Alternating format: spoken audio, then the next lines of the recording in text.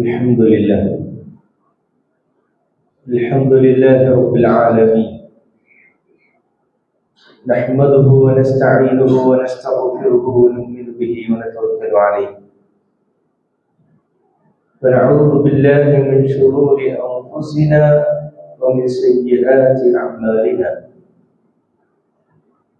من يهده الله فهو المهتد ومن يضلل فلن تجد له وليا مرشدا ونشهد أن لا إله إلا الله وحده نصر عبده وأعز جنده وهزم الأحزاب وحده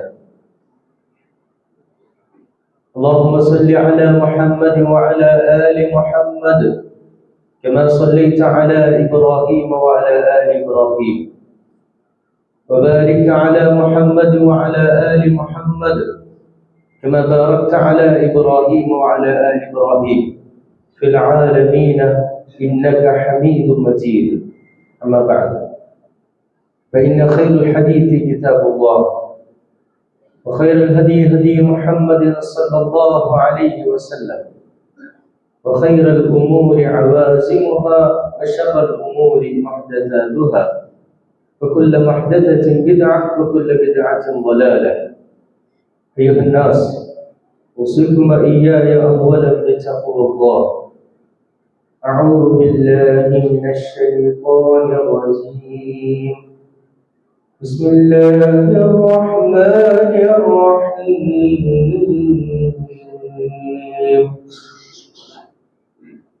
إن الله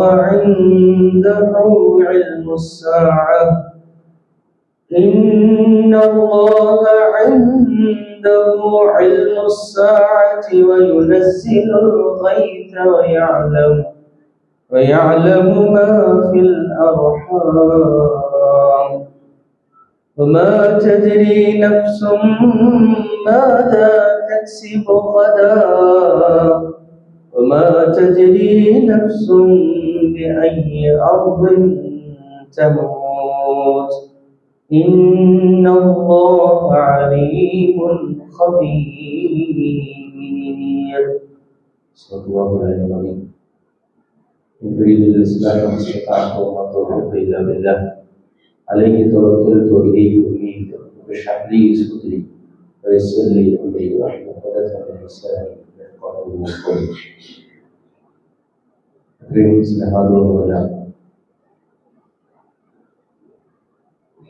ക്ഷണികമായ ഈ ഐഹിക ജീവിതത്തിൽ സ്നേഹനിധിയായ നാഥനോടൊപ്പം വീണ്ടും മാർഗത്തിൽ ആദർശവഴിയിൽ ചേർന്ന് നിൽക്കാൻ സൗഭാഗ്യം സിദ്ധിച്ച സത്യവിശ്വാസികളായ സഹോദരി സഹോദരന്മാരെ, റബ്ബ് സുബ്ഹാനഹു വ തആലയുടെ വിധിവിലക്കുകൾ ജീവിതത്തിലുടനീളം പാലിച്ചുകൊണ്ട് മുമ്പോട്ട് പോകണമെന്ന് ആദ്യം എന്നെയും നിങ്ങൾ ഓരോരുത്തരെയും ഉപദേശിക്കുകയാണ്, വസിയ്യത്ത് ചെയ്യുകയാണ്. അല്ലാഹു സുബ്ഹാനഹു വ തആല അവൻ ഏറ്റവും ഇഷ്ടപ്പെട്ട, അവൻ ഏറ്റവും പ്രിയപ്പെട്ട അടിയാറുകൾ നമ്മൾ ഉൾപ്പെടുത്തി അനുഗ്രഹിക്കുമാറാകട്ടെ. ഇസ്ലാമിക ചരിത്രത്തിലൂടെ കണ്ണോടിക്കുമ്പോൾ നമ്മളെ ഏറ്റവും സ്വാധീനിക്കുന്ന ആളുകൾ അത് പ്രവാചകന്മാരായിരിക്കും. ഇനി പ്രവാചകന്മാർ കഴിഞ്ഞാൽ നമുക്ക് ഏറ്റവും ഇഷ്ടപ്പെട്ട ദീനിന്റെ അഭിമാന ചിഹ്നങ്ങളായി നമ്മൾ കണക്കാക്കുന്ന ആളുകളിൽ അവരുടെ പേര് പറഞ്ഞാൽ നമ്മൾ ആദ്യം പറയുന്ന 2-3 പേരിൽപ്പെട്ട ഒരാള് ഖലീഫ ഉമർ ഇബ്നുൽ ഖത്താബ് റളിയല്ലാഹു അൻഹു ആയിരിക്കും. അഭിമാനത്തോടു കൂടിയാണ് ഉമർനെ കുറിച്ച് നമ്മൾ ഓർക്കാറുള്ളത്. എന്നാൽ പ്രമുഖരായ സ്വഹാബികൾ പോലും ഒരു ഘട്ടത്തിൽ ഉമർ ഇബ്നുൽ ഖത്താബിനെ കുറിച്ച് വല്ലാതെ ഭയമായിരുന്നു. ആ സമൂഹത്തിൽ ഓരോ മനുഷ്യരും അങ്ങനെയായിരുന്നു, അദ്ദേഹത്തിന്റെ പ്രകൃതം അങ്ങനെയായിരുന്നു എന്നാണ് പറയുന്നത്. പക്ഷേ പിന്നീട് ഉമർ ഇബ്നുൽ ഖത്താബ് റളിയല്ലാഹു നമ്മൾ കാണുന്നത് ഏറ്റവും വിനയാന്വിതരായ, ആർക്കും സമീപിക്കാവുന്ന, അള്ളാഹുവിന്റെ മുമ്പിൽ നിരന്തരമായി കരഞ്ഞ് പ്രാർത്ഥിക്കുന്ന ഒരു വ്യത്യസ്തനായ ഉമർ റളിയല്ലാഹുവിനെയാണ് നമ്മൾ പിന്നീട് ചരിത്രത്തിൽ കാണുന്നത്. യഥാർത്ഥത്തിൽ ഉമർ റളിയല്ലാഹുവിനെ ഇങ്ങനെ ആക്കി തീർത്ത ഒരു ഘടകത്തെ കുറിച്ചാണ് ഞാൻ സൂചിപ്പിക്കാൻ ആഗ്രഹിക്കുന്നത്. അദ്ദേഹത്തിന്റെ ഏറ്റവും നല്ല ഉപദേശകനെന്ന് അതിനെക്കുറിച്ച് അദ്ദേഹത്തിന്റെ മോതിരത്തിൽ കൊത്തിവെച്ചുവെന്ന് ചരിത്രത്തിൽ പറയുന്നുണ്ട്. പക്ഷെ ആ ഉപദേശകന്റെ പ്രത്യേകത അത് എല്ലാ കാലത്തും എല്ലാ മനുഷ്യർക്കും അവൈലബിൾ ആയ ഒരു ഉപദേശകനാണ്. അൽഹംദുലില്ലാഹ്, അല്ലാഹു സുബ്ഹാനഹു വ തആല നമുക്ക് അനുവദിച്ചു തന്ന ആയുസ്സിൽ ഒരു വർഷം കൂടി നമ്മൾ പിന്നിടാൻ പോകണം. ഇത് കേൾക്കുമ്പോൾ നമുക്ക് ചിലപ്പോൾ തോന്നും, നമ്മളിപ്പോൾ പ്രവേശിക്കാൻ പോകുന്ന പുതിയ വർഷം അല്ലെ 2026 എന്ന് പറയുന്നത് അത് ഗ്രിഗോറിയൻ കലണ്ടറിന്റെ ബേസിലാണല്ലോ. അപ്പൊ അതിനെക്കുറിച്ച് നമ്മൾ അത്രമാത്രം ആലോചിക്കേണ്ടതെന്ന് ചിലപ്പോൾ ആളുകൾക്ക് തോന്നിയേക്കാം. നമ്മൾ ചന്ദ്രമാസ കലണ്ടറിന്റെ ആളുകളാണെന്ന് നമുക്ക് തോന്നും. പക്ഷെ അല്ലാഹു സുബ്ഹാനഹു വ തആല സൂറത്തുർ റഹ്മാനിൽ പറയുന്നത് വളരെ കൃത്യമായി പറയുന്നുണ്ട്, അശ്ശംസു വൽ ഖമറു ബിഹിസ്ബാൻ. സൂര്യനും ചന്ദ്രനും കണക്കനുസരിച്ചാണ് എന്ത് ചെയ്യുന്നത്, സഞ്ചരിച്ചു കൊണ്ടിരിക്കുന്നത്. അതിൽ ആദ്യം പറഞ്ഞ സൂര്യനെ കുറിച്ചാണ്. ഖുർആനിൽ വ്യത്യസ്ത പ്രയോഗങ്ങൾ രണ്ടു കണക്കിത് പറയാറുണ്ട്. അശ്ശംസു വദുഹാഹ വൽ ഖമരി ഇദാ തലാഹ. ലശ്ശംസു യൻബഗി ലഹാ അൻ തുദ്രികൽ ഖമറ വലല്ലൈലു സാബിഖു നഹാർ. സൂറത്തുൽ ദുഹ, മറ്റേ സൂറത്ത് യാസീൻ. അവിടെ ആദ്യം ശംസിനെ കുറിച്ച് പറയുന്നുണ്ട്. അപ്പൊ നമുക്ക് മനസ്സിലാക്കേണ്ടത് ഇതൊക്കെ അള്ളാഹുവിന്റെ സൃഷ്ടികളും റബ്ബ് നിശ്ചയിച്ച കണക്കനുസരിച്ച് മാത്രം ചലിച്ചുകൊണ്ടിരിക്കുന്നതുമാണ്. അതുകൊണ്ട് ഈ കണക്കുകളിലൊക്കെ അടിസ്ഥാനം ആരാണ് നിശ്ചയിച്ചത്? അള്ളാഹുവാണ്. ആ അർത്ഥത്തില് നമുക്ക് അള്ളാഹു അനുവദിച്ച ക്ഷണികമായ ആയുസ് നമുക്ക് ആർക്കും അറിയില്ല എത്ര കാലമാണെന്നതിനെ കുറിച്ച്. അതിൽ ഒരു വർഷം കൂടി പിന്നിടുമ്പോ സത്യവിശ്വാസികളായ ആളുകൾ അതിനെ എങ്ങനെയാണ് കാണേണ്ടത്? അതൊരിക്കലും വിശ്വാസികളെ സംബന്ധിച്ചിടത്തോളം ആഘോഷത്തിന്റെ നിമിഷങ്ങളല്ല, മറിച്ച് അല്ലാഹു സുബ്ഹാനഹു വ തആല നമുക്ക് യഥാർത്ഥ ജീവിതമായ പരലോകത്തിന് വേണ്ടി അനുവദിച്ചു തന്ന. അതിനെക്കുറിച്ച് റസൂലുള്ളാഹി സ്വല്ലല്ലാഹു അലൈഹി വസല്ലം പറഞ്ഞെന്താ? ദുനിയാവും ആഖിറത്തും തമ്മിലുള്ള വ്യത്യാസം വളരെ സിമ്പിൾ എക്സാമ്പിൾ ആണ്. നിങ്ങൾ വിശാലമായ സമുദ്രത്തിൽ നിന്ന് ഒരു തുള്ളി കയ്യിലെടുക്കുക, എന്നിട്ട് ആ വിരലിന് തുമ്പത്തുള്ള ഒരു തുള്ളി വെള്ളവും ആ സാഗരവും തമ്മിലുള്ള വ്യത്യാസമാണ് ദുനിയാവും ആഖിറവും. അല്ലെ? നിങ്ങളൊന്ന് ബീച്ചിലൊക്കെ പോകുമ്പോൾ അങ്ങനെ ടെസ്റ്റ് ചെയ്ത് നോക്കിയാൽ മതി, ശരിക്കും മനസ്സിലാവും.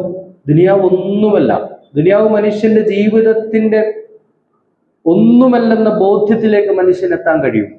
അതുകൊണ്ട് ആ പരലോക ജീവിതത്തിലേക്കുള്ള ഒരു പ്രവേശിക, ആ പ്രവേശികയെ കുറിച്ചാണ് നമ്മൾ മനസ്സിലാക്കേണ്ടത്. യഥാർത്ഥത്തിൽ നമ്മൾ ഓരോ വർഷവും കടന്നു പോകുമ്പോൾ നമ്മുടെ വിചാരവും തിരിച്ചറിവും എന്തായിരിക്കണം?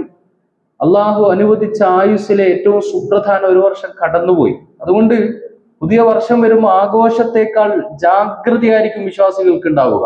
അടിച്ചു പൊളിക്കുന്നുണ്ടെങ്കിൽ അവർക്ക് ജീവിതത്തെക്കുറിച്ച് ബോധ്യവും ജാഗ്രതയും ഇല്ലാത്തത് കൊണ്ടാണ് നമ്മൾ മനസ്സിലാക്കേണ്ടതുണ്ട്. ജലാലുദ്ദീൻ റൂമിയുടെ മസ്നവിയിൽ വന്ന പ്രസിദ്ധമായ ഒരു കഥയുണ്ട്. ആ കഥ ഏഞ്ചൽ ഓഫ് ഡെത്ത് എന്നാണ് ആ സ്റ്റോറിയുടെ പേര്, ഏഞ്ചൽ ഓഫ് ഡെത്ത്.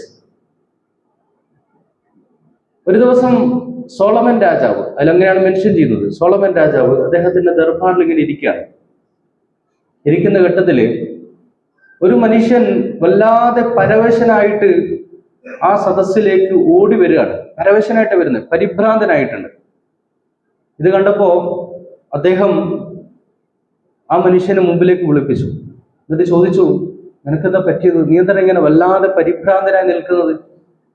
ആ മനുഷ്യൻ പറഞ്ഞു, ഞാനിപ്പോ വരുന്ന വഴിക്ക് അസ്രായേലിനെ കണ്ടു, ഏഞ്ചൽ ഓഫ് ഡെത്ത്, മരണത്തിന്റെ മാലാഖയെ കണ്ടു. ആ മാലാഖ എന്നെ തുറിച്ചു നോക്കി, ഞാൻ ആകെ പേടിച്ചു പോയി.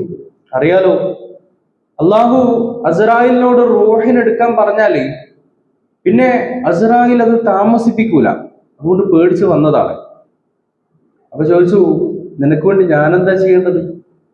അപ്പൊ സോളമൻ രാജാവിനോട് പറഞ്ഞു, നിങ്ങൾ എന്നെ വിദൂരസ്ഥമായ ഇന്ത്യയിലേക്ക് കൊണ്ടുവിടണം, അതിന് കാറ്റിനെ അയക്കണം. സൊളമൻ രാജാവിന് ഇത്തരം പല സംഗതികളും അദ്ദേഹത്തിന് അധീനപ്പെടുത്തി കൊടുക്കുന്നത് തന്നെ പടച്ചോൻ. അങ്ങനെ ഈ മനുഷ്യനെ പെട്ടെന്ന് തന്നെ കാറ്റിനെ ഏർപ്പെടുത്തി അദ്ദേഹത്തെ ഇന്ത്യയിൽ എത്തിച്ചു. കാറ്റിനോട് പറഞ്ഞു, അദ്ദേഹം എവിടെയാണ് ആവശ്യപ്പെടുന്നത് അവിടെ നിങ്ങൾ ഇറക്കി കൊടുക്കണം. പിറ്റേ ദിവസം അദ്ദേഹം ദർബാറിൽ ഇരിക്കുമ്പോൾ അസ്രായിൽ അദ്ദേഹത്തിന്റെ ശ്രദ്ധയിൽപ്പെട്ടു. അങ്ങനെയാണ് റൂമി പറയുന്നത്. അസ്രായിലിനെ വിളിപ്പിച്ചു, ചോദിച്ചു, എന്തിനാണ് പാവങ്ങളായ മനുഷ്യരെ നിങ്ങൾ ഇങ്ങനെ തെറിച്ചു നോക്കി പേടിപ്പിക്കുന്നത്? ആ മനുഷ്യൻ വീട്ടുകാരെയും കുടുംബക്കാരെയും ഒക്കെ വിട്ട് വിദൂരമായ ഒരു സ്ഥലത്ത് വസിക്കുകയാണല്ലോ, നിങ്ങൾ ഒറ്റ ആൾക്കാരണം. അദ്ദേഹം പറഞ്ഞു, ഞാൻ ഒരിക്കലും അദ്ദേഹത്തോട് ദേഷ്യം കൊണ്ടല്ല, മറിച്ച് പടച്ചവൻ ഈ മനുഷ്യന്റെ റൂഹിനെ ഇന്നലല്ല കണ്ടത്, ഇന്ന് ഇന്ത്യയിൽ വെച്ച് പിടിക്കാൻ എന്നോട് ആവശ്യപ്പെട്ടു. പക്ഷേ ആ മനുഷ്യൻ ഇന്നലെ ഇവിടെ കണ്ടപ്പോ അദ്ദേഹം എത്ര ദീർഘം സംഭവിച്ചാലും എത്ര ശീഘ്രമായി അദ്ദേഹം സഞ്ചരിച്ചാലും മാസങ്ങളെടുത്ത് മാത്രം എത്താൻ കഴിയുന്ന ആ ഇന്ത്യയിൽ വെച്ച് ഇന്ന് ഞാനെങ്ങനെ റൂഹിനെ പിടിക്കുമെന്ന് ആലോചിച്ചപ്പോ ആ ആശ്ചര്യത്താൽ ആ മനുഷ്യനെ തുറിച്ചു നോക്കിയതാണ് അദ്ദേഹം പറഞ്ഞു. റൂമി ഈ ഒരു കഥയിലൂടെ അല്ലെങ്കിൽ അദ്ദേഹത്തിന്റെ ഉദ്ധരണിയിലൂടെ കൺവേ ചെയ്യാൻ ആഗ്രഹിക്കുന്നത് എന്താ? യഥാർത്ഥത്തിൽ ആ മനുഷ്യന്റെ റൂഹിനെ അള്ളാഹു സുബ്ഹാനഹു വ തആല എവിടെ വെച്ചാണോ പിടിക്കാൻ തീരുമാനിച്ചത് അവിടെ എന്ത് ചെയ്യുന്നു? ആ മനുഷ്യൻ എത്തിക്കാണ്, അല്ലെ? നമ്മുടെ ചുറ്റുമുള്ള ഓരോ ദിവസവും നമ്മൾ കേട്ടുകൊണ്ടിരിക്കുന്ന സംഭവ വികാസങ്ങൾ പഠിക്കുമ്പോൾ നമുക്ക് മനസ്സിലാകും മനുഷ്യന്റെ ജീവിതം എത്ര നൈമിഷികമാണ്. മരണം എന്ന യാഥാർത്ഥ്യം, അതിനെക്കുറിച്ച് അള്ളാഹു സുബ്ഹാനഹു വ തആല പലവരും നമ്മളെ പഠിപ്പിക്കുന്നുണ്ട്. ഞാൻ ലേറ്റസ്റ്റ് ആയിട്ടുള്ള ഒരു റിപ്പോർട്ട് വായിച്ചു കഴിഞ്ഞപ്പോൾ, കഴിഞ്ഞ ആഴ്ച ഒരു റിപ്പോർട്ട് വന്നിരുന്നു. 2014 മലേഷ്യയിൽ നിന്ന്, കൊലാലംപൂരിൽ നിന്ന് ബെയ്ജിങ്ങിലേക്ക് 250ഓളം യാത്രക്കാരുമായി പുറപ്പെട്ട ഒരു ഫ്ലൈറ്റ് 2014 പുറപ്പെട്ടാട്ടോ. 250 യാത്രക്കാരുണ്ട്. ആ ഫ്ലൈറ്റ് 2014 പുറപ്പെട്ടതാണ്. ഇന്നും ലോകത്ത് ഒരാൾക്കും അറിയില്ല. നമ്മൾ വിചാരിക്കുന്നു മനുഷ്യൻ ഭയങ്കര ബുദ്ധിമാനാണ്, ടെക്നോളജിക്കലി എൻഹാൻസ്ഡ് ആയ ലോകമാണെന്ന്. ഒരു മനുഷ്യൻ അറിയില്ല ആ 250 യാത്രക്കാർ എങ്ങോട്ട് പോയി എന്ന് ഒരാൾക്കും അറിയില്ല. മലേഷ്യൻ ഗവൺമെന്റ് കഴിഞ്ഞ ആഴ്ച വീണ്ടും അന്വേഷണം പ്രഖ്യാപിച്ചിരിക്കുകയാണ്. എങ്ങനെയും കണ്ടെത്തണം 10 വർഷത്തിന് ശേഷവും.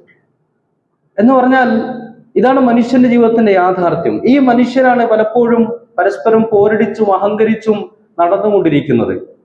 അല്ലാഹു സുബ്ഹാനഹു വ തആല വിശുദ്ധ ഖുർആനില് സൂറത്തുൽ ലുഖ്മാനിൽ പറയുന്നുണ്ട്, യാ അയ്യുഹന്നാസു തഖൂ റബ്ബക്കും, അല്ലയോ മനുഷ്യരെ നിങ്ങൾ നിങ്ങളുടെ റബ്ബിനെ കുറിച്ച് തഖ്വ പുലർത്തണം. വഖ്ശൗ യൗമൻ ലാ യജ്സി വാലിദുൻ അൻ വലദിഹി വലാ മൗലൂദുൻ ഹുവ ജാസിൻ അൻ വാലിദിഹി ശൈഅ. നാളെ പരലോകത്ത് ഒരു പിതാവിനും തന്റെ മകന് വേണ്ടി ഒന്നും ചെയ്യാൻ സാധിക്കാത്ത, നിസ്സഹായന നിൽക്കേണ്ടി വരുന്ന, ഒരു മകനും തന്റെ രക്ഷിതാക്കൾക്ക് വേണ്ടി ഒന്നും ചെയ്യാൻ ഉരുമ്പടുക പോലും ചെയ്യാത്ത ഒരു ദിവസത്തിൽ അതിനെക്കുറിച്ച് നിങ്ങൾ ജാഗരൂകരായി മാറണം. നിങ്ങളുടെ യഥാർത്ഥ ഫ്യൂച്ചർ അതാണ്, അല്ലെ? നമ്മളൊക്കെ ഭാവിയെ കുറിച്ച് ഭയങ്കര കൺസേൺഡ് ആയിരിക്കുമല്ലോ. ഓരോ നിമിഷം ഇരിക്കുമ്പോൾ നാളെന്താവും മറ്റന്നാളെന്താവും ഇങ്ങനെ ആലോചിച്ചുകൊണ്ടിരിക്കുക. ഈ ആലോചനയും സ്വപ്നങ്ങളും എല്ലാം ബാക്കി വെച്ച് ഒരു നിമിഷം മനുഷ്യ യാത്ര പറയുന്ന ആ ഘട്ടത്തെ കുറിച്ച് ആലോചിക്കാൻ അല്ലാഹു സുബ്ഹാനഹു വ തആല പറയാണ്. അല്ലാഹു പറയുന്നത്, ഇന്ന വഅദല്ലാഹി ഹഖ്, അല്ലാഹുവിന്റെ വാഗ്ദാനം സത്യമാണ്, അത് പുലരും. ഫലാ തഗുറന്നകുമുൽ ഹയാത്തുദ് ദുനിയ. അപ്പോൾ നിങ്ങളൊരാളും ഈ ദുനിയാവിലെ ജീവിതത്തിന്റെ പുറകെ നടന്ന് അതാണ് എല്ലാം എന്ന് വിചാരിച്ച് അത് നിങ്ങളെ വഞ്ചിക്കാൻ പാടില്ല. വലാ യഗുറന്നകും ബില്ലാഹിൽ ഗറൂർ. നിങ്ങളെ വഞ്ചനയിൽ ഏർപ്പെടുത്താൻ കുറെ മനുഷ്യന്മാരുണ്ടാവും, അവരൊന്നും നിങ്ങളെ പറ്റിക്കാൻ പാടില്ല. അത് നിങ്ങൾ വീണു പോകരുതെന്ന് അല്ലാഹു സുബ്ഹാനഹു വ തആല പറയുന്നത്. എന്നിട്ട് അല്ലാഹു പറയാണ്, ഇന്നല്ലാഹ ഇൻദഹു ഇൽമുസ് സഅ വയനസ്സിലുൽ ഗൈസ വയഅലമു മാ ഫിൽ അർഹാം വമാ തദ്രി നഫ്സും മാദാ തക്സിബു ഗദാ. ഒരു മനുഷ്യൻ അറിയില്ലെന്ത് നാളെ നിങ്ങളുടെ അവസ്ഥ എന്താ. അല്ലെ, 2026 നമ്മൾ പ്രവേശിക്കും നമുക്കറിയില്ല. നാളെ നമ്മുടെ അവസ്ഥ നമുക്ക് ബോധ്യമില്ല. വമാ തദ്രി നഫ്സും ബിഅയ്യി അർദിൻ തമൂത്. ഞാൻ നേരത്തെ ഉദാഹരണങ്ങൾ പറഞ്ഞല്ലോ. ഒരാൾക്കും അറിയില്ല എവിടെ വെച്ചാണ് നമ്മൾ മരിക്കുക, എവിടെ വെച്ചാണ്, അത് ഭൂമിയിലാണോ ആകാശത്തിലാണോ കടലിലാണോ കരയിലാണോ എന്നൊരാൾക്കും അറിയില്ല. ഒരാൾക്കും അതിനെക്കുറിച്ച് എന്തില്ല, ബോധ്യമില്ല. ഇന്നല്ലാഹ അലീമുൻ ഖബീർ. ഇതൊക്കെ അറിയുന്നവൻ ഒരാൾ മാത്രമാണെന്ത്, അല്ലാഹു സുബ്ഹാനഹു വ തആല. ആ എല്ലാം അറിയുന്നവനിലേക്ക് നിങ്ങൾ കണക്ട് ചെയ്യണം. അല്ലാഹു സുബ്ഹാനഹു വ തആല വിശുദ്ധ ഖുർആനിൽ വ്യത്യസ്ത ഇടങ്ങളിൽ നിരന്തരമായിട്ട് ഈ ഒരു യാഥാർത്ഥ്യം ബോധ്യപ്പെടുത്താൻ നമ്മളെ ശ്രമിക്കുന്നുണ്ട്. അല്ലാഹു സുബ്ഹാനഹു വ തആല സൂറത്തുൽ മുൽക്കിൽ മനുഷ്യ ജീവിതത്തിന് ലക്ഷ്യം പറഞ്ഞെടുത്ത് പറയാണ്, അല്ലദീ ഖലഖൽ മൗത വൽ ഹയാത ലിയബ്ലുവകും അയ്യുകും അഹ്സനു അമല എന്ന് പറഞ്ഞത്. എന്തിന് അള്ളാഹു മരണവും ജീവിതവും സൃഷ്ടിച്ചത്? അവിടെ ഫസ്റ്റ് പറഞ്ഞ എന്താ? അൽ മൗത്ത്. പിന്നെ എന്താ പറഞ്ഞിട്ടുള്ളൂ? അൽ ഹയാത്ത് എന്ന് പറഞ്ഞത് അല്ലെ? അൽ മൗത്ത്. ശരിക്കും നമ്മൾ വിചാരിക്കും ഫസ്റ്റ് പറയേണ്ടത് എന്താ? ജീവിതത്തെ കുറിച്ചല്ലേ. യഥാർത്ഥത്തിൽ ജീവിതം ആരംഭിക്കുന്നത് തന്നെ മരണത്തോട് കൂടിയിട്ടാണെന്നാണ് ഖുർആൻ പഠിക്കുന്നത് നമുക്ക് മനസ്സിലാക്കാൻ സാധിക്കുന്നത്. അതുകൊണ്ടാണ് ദുനിയാവിൽ ദീർഘായുസ്സോടെ ജീവിച്ച മനുഷ്യനും പറയുക, അവൻ എന്താ പറയാ? അവൻ പറയുക, ഞാൻ മാ ലബിസു ഗൈറ സഅ, ഒരു മണിക്കൂറോളം ദുനിയാവിൽ ജീവിച്ചില്ല. സഅഅൻ മിൻ നഹാർ, അല്ലെങ്കിൽ പകലിലെ കുറച്ച് സമയം, അത്രേ ഉണ്ടായിരുന്നു ദുനിയാവ്. പക്ഷേ ഇന്നത് എനിക്ക് മനസ്സിലാവുന്നു. ദുനിയാവിൽ ജീവിക്കുമ്പോൾ ഈ യാഥാർത്ഥ്യം എനിക്ക് വ്യക്തമായില്ല. യാഥാർത്ഥ്യം വ്യക്തമാകുമ്പോ മനുഷ്യൻ എന്താ പറയാ? സൂറത്ത് സജ്ദയിൽ അല്ലാഹു സുബ്ഹാനഹു വ തആല പറയുന്നുണ്ട്, കുറ്റവാളികളെ കുറിച്ച് പറയാണ്, നാകിസു റൂസിഹിം ഇൻദ റബ്ബിഹിം. അങ്ങനെയാണല്ലോ, അവിടെ കുറ്റവാളികൾ അള്ളാഹിന്റെ മുമ്പിൽ തലകുനിച്ച് നിൽക്കും അപമാനഭാരത്താൽ. അല്ലെ, ഇവിടെ ദുനിയാവില് ആരെയൊക്കെയോ തൃപ്തിപ്പെടുത്താൻ, ആരോടൊക്കെയോ പകരം വീട്ടാൻ, എവിടെയോ വിജയിക്കാൻ, അല്ലെ, എന്തൊക്കെ ചെയ്തു കൂട്ടുന്ന മനുഷ്യന്മാരാണുള്ളത്. അവിടെ എല്ലാ മനുഷ്യരുമുള്ള ആ സദസ്സിൽ വെച്ച് നമ്മുടെ ജീവിതത്തിന്റെ എല്ലാ യാഥാർത്ഥ്യങ്ങളും വെളിപ്പെടുന്ന ഘട്ടത്തില് കുറ്റവാളി ഇങ്ങനെ തലകുനിച്ച് നിൽക്കും. ഇത് അള്ളാഹുനോട് പറയണ്ട. അള്ളാഹുനോട് പറയും, അള്ളാഹു ഞങ്ങൾക്ക് കാര്യങ്ങളൊക്കെ മനസ്സിലായിരിക്കുന്നു. അള്ളാഹുവിന് മുമ്പിൽ തലകുനിച്ച് എന്ന് അള്ളാഹുനോട് പറയണ്ട, പടച്ചവനെ ഒന്ന് ഞങ്ങൾ തിരിച്ചയച്ചു കഴിഞ്ഞാൽ ഞങ്ങളുടെ ജീവിതം നന്നായിക്കൊള്ളാം. പക്ഷെ അള്ളാഹു സുബ്ഹാനഹു വ തആല എന്തില്ല, മറ്റൊരു അവസരം തരികയില്ലെന്നാണ് പറയുന്നത്. അതുകൊണ്ടാണ് റസൂലുള്ളാഹി സ്വല്ലല്ലാഹു അലൈഹി വസല്ലമ തന്റെ പ്രിയ പത്നി ആയിഷ റളിയല്ലാഹു അൻഹയോട് നിരന്തരമായി പറയുന്ന ഒരു കാര്യമുണ്ട്. എന്താ പറയുന്നത്? അക്സിറു ദിക്റ ഹാദിമിൽ ലദ്ദാത്ത്. അല്ലെ, നിങ്ങളുടെ ജീവിതത്തിന്റെ എല്ലാ ആനന്ദങ്ങളെയും ഇല്ലാതാക്കി കളയുന്ന ഈ മരണത്തെ കുറിച്ച് നിങ്ങൾ എന്ത് ചെയ്യണം? നിരന്തരമായി ഓർക്കണം. അതിനെക്കുറിച്ച് നിരന്തരമായ ജാഗ്രത നിങ്ങൾക്ക് ഉണ്ടാവണം. അത് ജീവിത വിജയത്തിനുള്ള ഏറ്റവും പ്രധാനപ്പെട്ട ഒരു ഘടകമായിട്ട് പഠിപ്പിക്കുകയാണ്. എന്തുകൊണ്ടാണ് റസൂലുള്ളാഹി സ്വല്ലല്ലാഹു അലൈഹി വസല്ലമ ഈ ബുദ്ധിമാന്മാരെ കുറിച്ച് ഡിഫൈൻ ചെയ്യുന്നുണ്ട്. അങ്ങനെ ഖുർആനിലും സുന്നത്തിലൊക്കെ ഉലുൽ അൽബാബ്, അൽ ഖയ്യിസ്, അക്കിയസ് ഇങ്ങനെ തുടങ്ങിയ പ്രയോഗങ്ങളുണ്ട്. ആരാണ് ബുദ്ധിയുള്ള ആളുകൾ? ആരാണ് ജീനിയസ് ആളുകൾ? അതില് അൽ ഖയ്യിസ്, യഥാർത്ഥ ബുദ്ധിമാനെ കുറിച്ച് പറയുന്നത് എന്താണ്? മൻ ദാന നഫ്സഹു വഅമില ലിമാ ബഅദൽ മൗത്ത്. അവൻ എന്താ ചെയ്യാ? മരണാനന്തര ജീവിതത്തെ ഫോക്കസ് ചെയ്ത് അവൻ പണിയെടുക്കുക. അല്ലാത്ത ആളുകളോ, അവർ ദുനിയാവിനെ ഫോക്കസ് ചെയ്ത് വെക്കും. അവർക്ക് ലക്ഷ്യം എന്തായിരിക്കും? ദുനിയാവ് മാത്രമായിരിക്കും. യഥാർത്ഥം തിരിച്ചറിയുന്ന ആളുകൾ അവർ മരണാനന്തര ജീവിതത്തിന് വേണ്ടി പണിയെടുക്കും. അല്ലെങ്കിൽ അഖിയസുന്നാസ്, ജനങ്ങൾ ഏറ്റവും ബുദ്ധിമാന്മാരായ ആളുകളെ കുറിച്ച് പറയുന്നത് എന്താ? അശദ്ദുഹും ഇസ്തിഅദാദൻ ലിൽ മൗത്ത്. മരണത്തിനോട് ഏറ്റവും കൂടുതൽ പ്രിപ്പയർ ചെയ്യുന്ന ആരാണ്? അവരാണ് ഏറ്റവും ബുദ്ധിമാന്മാരെന്ന് മറ്റൊരു ഹദീസിന് പഠിപ്പിക്കുന്നുണ്ട്. നബി സല്ലല്ലാഹു അലൈഹി വസല്ലമ ഒരിക്കലും സ്വഹാബികൾ ഇങ്ങനെ കൂടിയിരിക്കുന്ന ഘട്ടത്തിൽ പറയുന്നുണ്ട്, ലൗ തഅലമൂന മാ അഅലം ലദഹിക്തും ഖലീല വലബകൈതും കസീറ. ശരിക്ക് ഞാൻ നിങ്ങൾ അറിഞ്ഞിരുന്നെങ്കിൽ ലദഹിക്തും ഖലീല, നിങ്ങൾ കുറച്ച് ജീവിതത്തിൽ ചിരിക്കുള്ളൂ, വലബകൈതും കസീറ, നല്ലൊരു ശതമാനം നിങ്ങൾ എന്താണ്? കരഞ്ഞുകൊണ്ടേയിരിക്കും. ഈ ഹദീസുകളിലൂടെയൊക്കെ റസൂലുള്ളാഹി സ്വല്ലല്ലാഹു അലൈഹി വസല്ലം നമ്മളെ പഠിപ്പിക്കാൻ ആഗ്രഹിക്കുന്ന എന്താ? നമ്മുടെ ജീവിതം യഥാർത്ഥത്തിൽ തുടങ്ങുന്ന എപ്പോഴാണ്? അത് മരണത്തോടു കൂടിയാണ്. അതാണ് യഥാർത്ഥ ജീവിതമെന്ന് റസൂലുള്ളാഹി സ്വല്ലല്ലാഹു അലൈഹി വസല്ലമ പലവരും ആവർത്തിച്ച് നമ്മളെ പഠിപ്പിക്കാൻ ശ്രമിക്കുകയാണ്. അല്ലാഹു സുബ്ഹാനഹു വ തആല നമ്മൾ സാധാരണ ഓതുന്ന സൂറത്തുൽ ജുമുഅ, ആ സൂറയിൽ തന്നെ അല്ലാഹു സുബ്ഹാനഹു വ തആല പറയുന്നുണ്ട്, ഖുൽ, ഓൾക്ക് പറഞ്ഞു കൊടുക്കുക, പ്രത്യേകമായി പറഞ്ഞു കൊടുക്കാൻ പറയണം. അവിടെയാണ് ഖുൽ എന്ന പ്രയോഗം ഖുർആൻ നടത്തിയത്. ഇന്നൽ മൗതല്ലദീ തഫിറൂന മിൻഹു ഫഇന്നഹു മുലാഖീകും. അല്ലെ, നമ്മളെപ്പോഴും ഇങ്ങനെ ഓടി അകലാൻ ശ്രമിക്കുന്ന ആ മരണം ഉണ്ടല്ലോ, അത് നിങ്ങളെ കണ്ടുമുട്ടും. സുമ്മ തുറദ്ദൂന ഇലാ ആലിമിൽ ഗൈബി വശഹാദ. പിന്നെ എല്ലാ രഹസ്യവും പരസ്യങ്ങളും അറിയുന്ന ആ അള്ളാഹുവിലേക്ക് നിങ്ങൾ എന്ത് ചെയ്യും? നിങ്ങൾ മടക്കപ്പെടും. പിന്നെ അള്ളാഹു എന്താ ചെയ്യാ? നമ്മൾ ചെയ്ത അമലുകളെ കുറിച്ചൊക്കെ നമ്മൾ അറിയിക്കും. ഈ ഘട്ടത്തിൽ മനുഷ്യന്റെ പ്രത്യേകത എന്താണ്? ഖുർആൻ പറയുന്നത്, ഈ ഘട്ടത്തിൽ മനുഷ്യന്റെ പ്രത്യേകത, ദുനിയാവിൽ ജീവിക്കുമ്പോ മനുഷ്യൻ മരിക്കാതിരിക്കാൻ എല്ലാ ശ്രമങ്ങളും നടത്തും. കോമൺ അങ്ങനെ നടത്താം. എന്തും അവന്റെ ജീവൻ രക്ഷിക്കാൻ വേണ്ടി ചെലവഴിക്കും. ചിലപ്പം ദീർഘകാലം സമ്പാദിച്ചതൊക്കെ അതിനു വേണ്ടി കൊടുക്കാൻ ശ്രമിക്കും. പക്ഷെ പരലോകത്ത് കുറ്റവാളി എന്താ ശ്രമിക്കുക?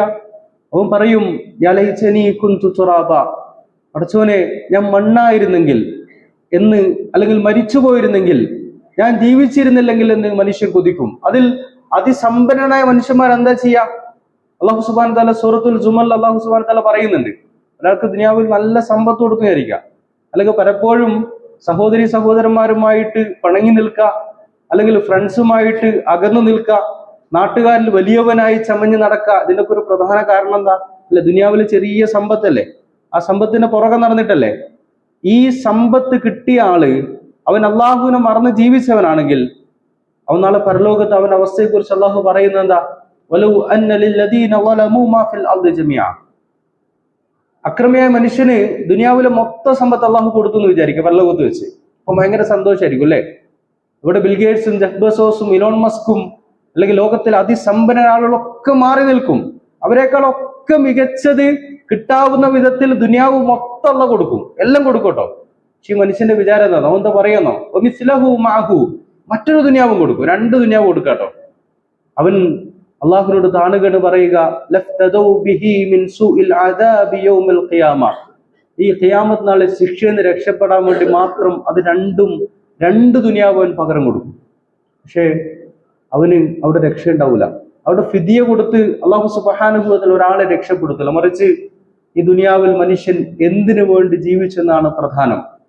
അതുകൊണ്ട് സഹോദരി സഹോദരന്മാരെ, പുതിയ വർഷം വരുമ്പോ അത് ആഘോഷിച്ച് തിമിർക്കാനുള്ളതല്ല, മറിച്ച് നമ്മുടെ കഴിഞ്ഞ കാലത്തെക്കുറിച്ച് ഒന്ന് വിലയിരുത്താൻ. സവിശേഷമായിട്ട് നമ്മൾ റജബ് മാസത്തിൽ കടന്ന ഘട്ടത്തിൽ സവിശേഷം നമ്മൾ ആലോചിക്കണം. ഒന്നും ആലോചിക്കേണ്ട, കഴിഞ്ഞ റമദാനില് അല്ലെങ്കിൽ കഴിഞ്ഞ ഈ സന്ദർഭത്തിൽ നമ്മുടെ കൂടെ ഉണ്ടായിരുന്ന എത്ര മനുഷ്യർ ഇപ്പൊ ജീവിച്ചിരിപ്പുണ്ട്. അതിൽ തന്നെ പ്രായഭേദമന്യേ എത്ര ആളുകൾ നമ്മൾ വിട്ടുപിരിഞ്ഞു പോയിട്ടുണ്ട്.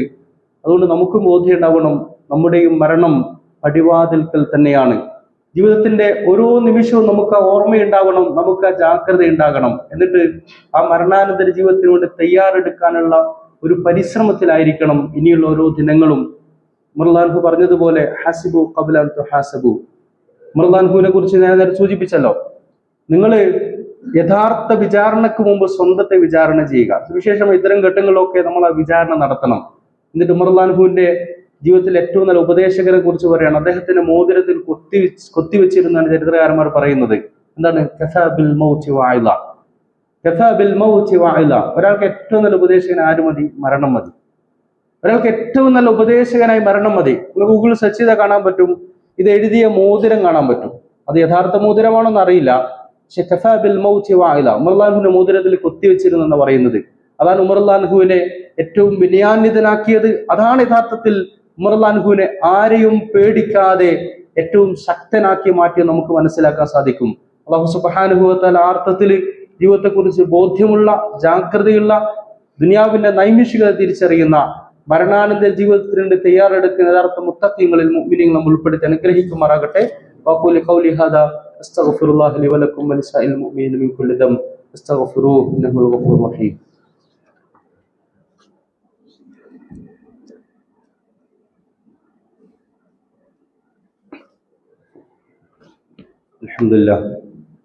الحمد لله الذي هدانا لهذا وما كنا لنهتدي لولا أن هدانا الله.